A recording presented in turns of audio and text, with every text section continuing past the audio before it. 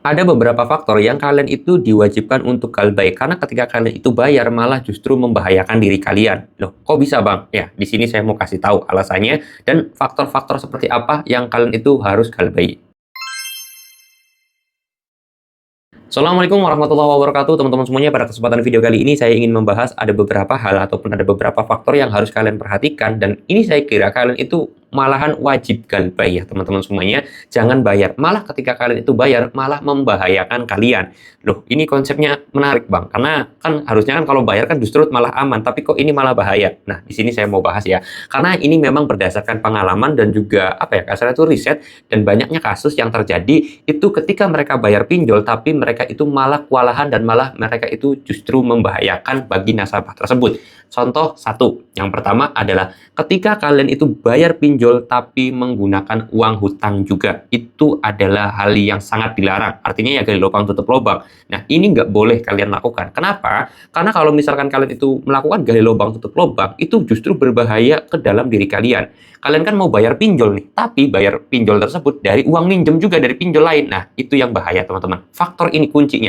Jangan sampai kalian itu melakukan hal ini. Tapi kebanyakan banyak banget kasusnya yang melakukan pembayaran pinjol tapi dari hutang pinjol lagi. Ini bahaya banget teman-teman ya. Jangan kalian lakukan. Lebih baik saya katakan kalian wajib galbay daripada kalian bayar tapi melakukan gali lubang tutup lubang. Itu pertama. Lalu kemudian yang kedua adalah ketika desakan ya teman-teman semuanya. Nah, saya kira lebih memilih kalian itu misalkan nih, uang kalian ini tinggal 300.000 buat makan. Sama buat bayar pinjol juga 200.000 gitu ya. Nanti sisa 100.000. Nanti kehidupan kalian itu nggak cukup. Lebih baik kalian untuk kebutuhan dulu, jangan untuk bayar dulu. Kenapa? Karena ya kebutuhan mungkin lebih penting dan juga lebih diutamakan ya. Karena nanti kalau kalian kebutuhannya nggak ada buat makan, nggak bisa kerja, nggak bisa nyari duit.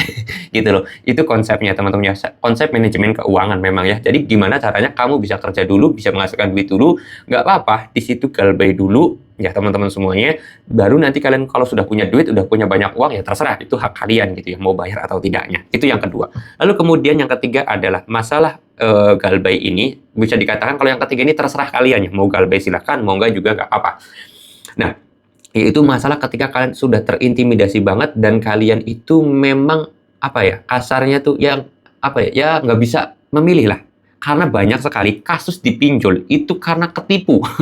Banyak ya teman-teman ya, banyak yang ketipu karena mungkin dari telepon yang tidak dikenal, terus kemudian kalian mengangkat teleponnya, kalian diomong-omong ini itu, akhirnya tahu-tahu kalian itu ada pinjaman di Shopee, ada pinjaman di Akulaku ataupun ada pinjaman di Kredivo. Itu banyak oknum-oknum seperti itu. Nah, hal tersebut kalian boleh galbay saja. Kenapa? Karena sebenarnya pihak aplikasi juga mengetahui akan hal itu ya teman-teman semuanya. Ini banyak nih. Yang ketiga ini kasusnya banyak yang ketipu juga. Termasuk teman saya juga ada yang ketipu gara-gara mengangkat nomor telepon yang tidak dikenal, dan ternyata itu ada penipuan, tiba-tiba di Shopee-nya itu ada pinjaman. Nah, terserah kalian itu mau bayar atau tidak ya teman-teman. Karena ya memang kalau kalian bayar, uangnya juga nggak masuk ke kalian.